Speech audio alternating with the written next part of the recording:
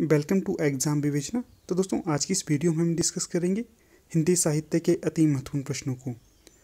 तो जो ये वीडियो है आपके आगामी परीक्षा के लिए महत्वपूर्ण होने वाली है। इस वीडियो से पहले भी हमने इसके बहुत से पार्ट्स को डिस्कस कर लिया है। अगर अभी तक आपने उन्हें नहीं देखा है तो आप उन्हें भी देख सकते हो। उनका लिंक भी आपको डिस्क्रिप्शन बॉक्स में मिल जाएगा। इसी के साथ अगर आप अभी तक हमारे व्हाट्सएप, फेसबुक और टेलीग्राम ग्रुप के साथ नहीं जुड़े हैं तो उनका लिंक भी आपको डिस्क्रिप्शन बॉक्स में सेंड कर दिया जाएगा। वहाँ से आप हमारे ग्रुप के साथ जुड़ सकते हो। तो चलिए आज की वीडियो को स्टार्ट करते हैं।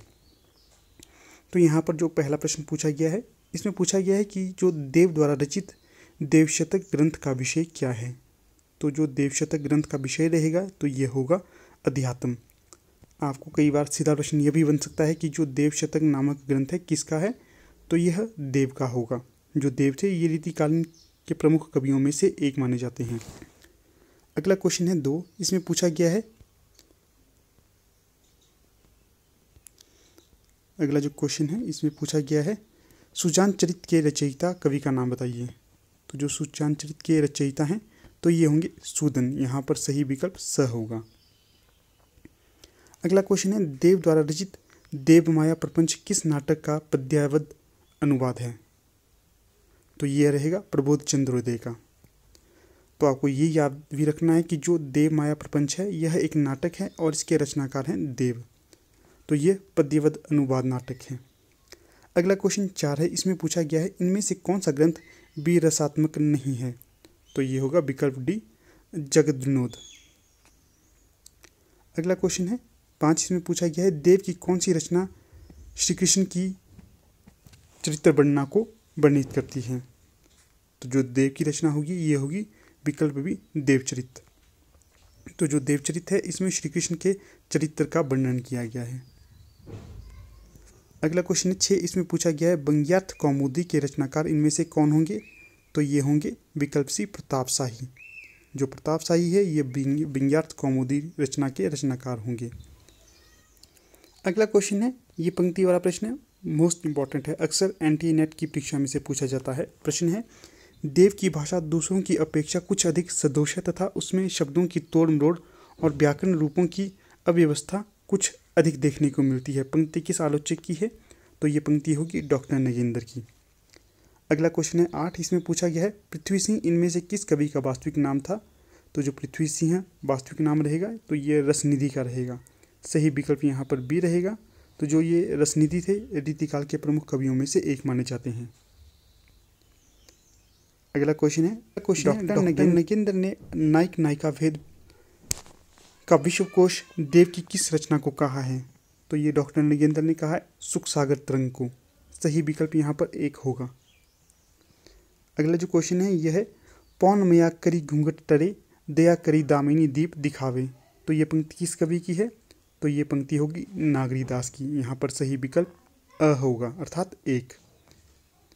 अगला क्वेश्चन है 11। इसमें पूछा गया है देव के विभिन्न ग्रंथों के कवित सवयों का संग्रह है।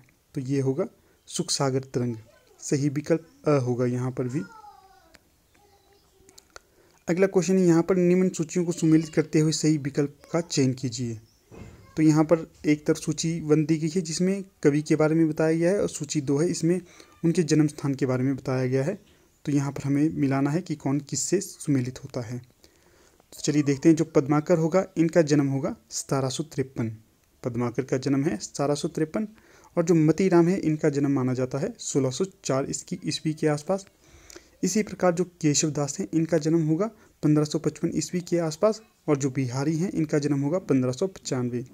एक बार फिर से बता देता हूँ, पद्माकर 1753, मतीराम 1604, केशवदास 1555 और बिहारी 1595 ईस्वी। अगला क्वेश्चन है औरंगजेब के बड़े पुत्र आजम शाह को सुनाई जाने वाली रचना कौन सी है। तो ये होगी भाव विलास। सही विकल्प 1 होगा यहाँ।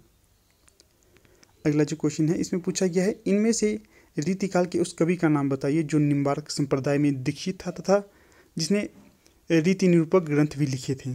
तो ये होंगे रसिक गोविंद। तो दोस्तों ये प्रश्न मोस्ट इंपॉर्टेंट है। यहाँ से प्रश्न 2-3 प्रकार से पूछा जा सकता है। तो एक प्रश्न इस प्रकार से भी पूछा जाएगा कि जो रसिक गोविंद थे किस संप्रदाय में दीक्षित थे। तो ये थे निम्बार्क संप्रदाय में दीक्षित। और जो दूसरा प्रश्न ये भी बन सकता है कि जो रसिक गोविंद थे किस काल के कवि थे, तो ये रीतिकाल के कवियों में से एक माने जाते हैं। अगला क्वेश्चन है 15, इसमें पूछा गया है देवरचित जाति विलास का विषय क्या है। तो जो देवरचित जाति विलास का विषय रहेगा तो ये होगा विकल्प ए, भिन्न प्रांतों में जातियों की स्त्रियों का वर्णन किया गया है। तो जो देवरचित जाति विलास है इसमें देव के द्वारा भिन्न भिन्न प्रांतों में जो स्त्रियों की जाति से संबंधित उनका चरित्र और उनका व्यवसाय का जिक्र किया गया है। ए यहाँ पर सही विकल्प रहेगा। अगला क्वेश्चन है 16, इसमें पूछा गया है गोविंदानंद घन के रचयिता कौन हैं।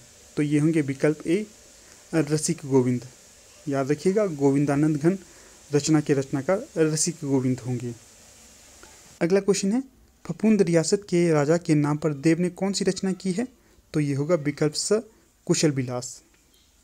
अगला क्वेश्चन है 18, इसमें पूछा गया है रस पीयूष निधि ग्रंथ के रचयिता कौन हैं। तो ये होंगे सोमनाथ। जो रचना है रस पीयूष निधि इंपॉर्टेंट रचना है, अक्सर परीक्षा में पूछी जाती है। इसके जो रचनाकार होंगे सोमनाथ। सही विकल्प ए होगा यहाँ पर।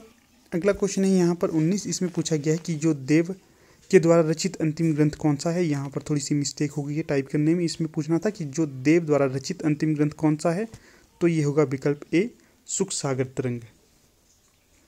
अगला क्वेश्चन है जुगल विलास के रचयिता कौन है। तो जो रचना है जुगल विलास, इसके रचनाकार होंगे राम सिंह। तो दोस्तों आगे हैं एग्ज़ाम विवेचना द्वारा निर्मित कुछ महत्वपूर्ण पीडीएफ के बारे में जानकारी।